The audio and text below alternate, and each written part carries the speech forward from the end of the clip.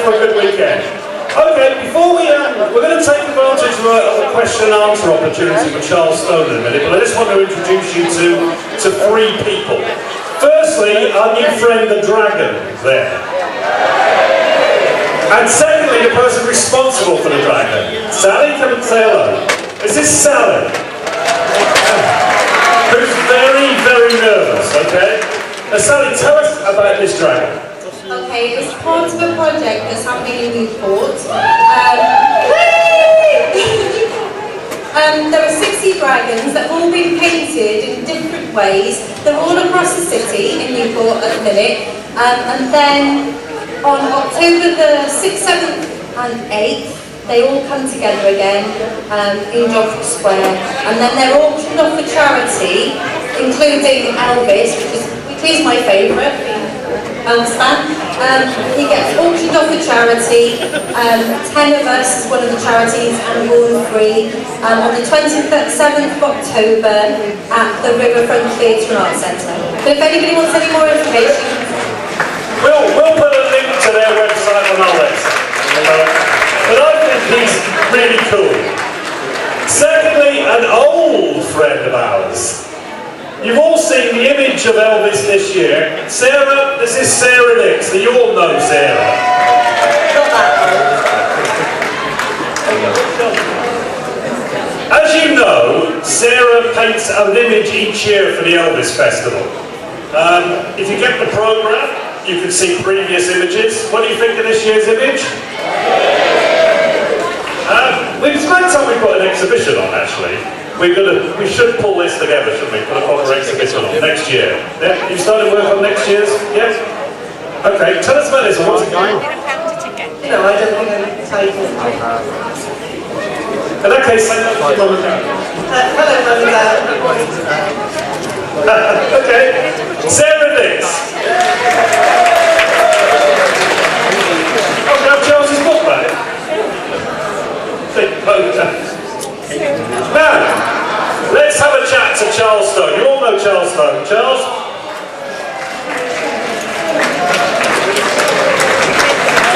Now, Charles is probably the most immodest man I've ever met. We had to force him to finally write this book.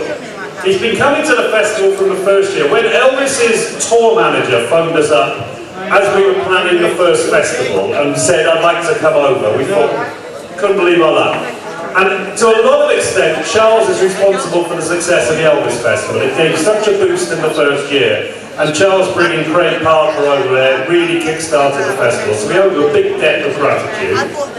But I thought we'd take advantage tonight of 10 minutes, because there's very few people we know who actually knew Elvis. And nobody worked closer with Elvis than Charles. So what we're going to do for the next 10 minutes, this is your chance to ask some questions about Elvis to Charles, okay? I think we're going to switch about. I'm going to come down in the audience, so stick your hands up, think of a question. I'll come down now, and we'll put a couple of questions to Charles, okay? I'll be right with you. Now, y'all please ask them, don't make them they stand up and look silly. Who's got a question for Charles? Who would like to ask Charles a question? Come on, somebody. Right. Emma! Hang on. Stand up, Emma. What would you like to ask Charles?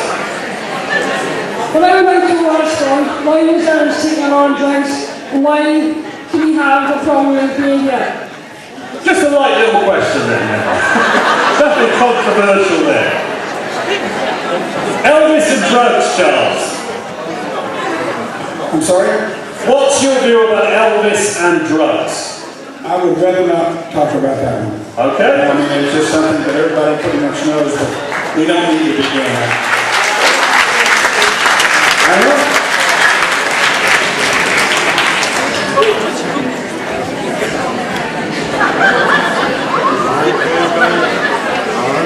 What did the others do about the Welsh Tom Jones when he met him? What did Elvis think about Tom Jones? We liked Tom Jones. They were friends. They were friends. He went to Tom Jones shows in Vegas. And I think Tom came to his as well. You know, they were They were friends. Elvis didn't associate with too many other entertainers. But Charlie was one that he liked. So do we, right? And I actually had the privilege of working a lot of shows with him as well. Okay, next question. Do you know why Elvis never came to Great Britain? Do you know why Elvis never came to Great Britain? Well, I know why we were going to come to Great Britain. The tour that didn't happen, I actually made reservations to come to London to book Wembley Arena for a week. We were coming. Everybody says, well, the Colonel kept him from coming. It wasn't the Colonel, it was Elvis. He didn't see any sense in flying 8 to 10 hours when he could fly 1 or 2 hours in America and make more money. I mean, after all, it was a business. But we did convince him to come to the UK. He agreed. We all were happy with doing it, but it didn't happen. That would have been monumental. But we were coming. What year was that, Joe? Well, it was just the year 77, the year he died. We were hoping to have made it to see. He died in August. We were hoping to have done it right after the first tour of 78. If the Wembley had had 7 days in a row open. But normally a venue would open 7 days for Elvis Presley. Hi Charles. There's a lot said about the relationship between the Colonel and Elvis.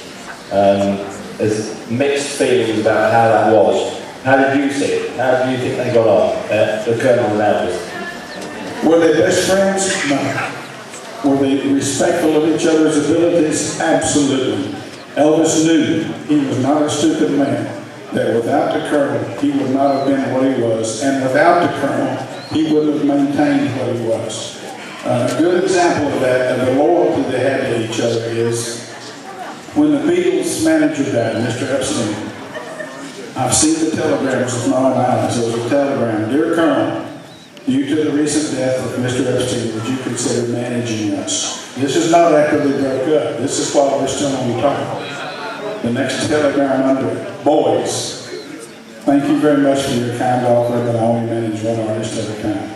The Colonel could have had the Beatles and Elvis, both his management, but he passed because his loyalty to Elvis. And I can tell you about my relationship with the Colonel. Man, he loved Elvis. He lived, breathed, and did everything for Elvis. And he made the best deals ever in the history of the entertainment business for Elvis Presley. Any more questions? We've got time for one more. Anybody? Hang on, there is somebody at the back. Hang on.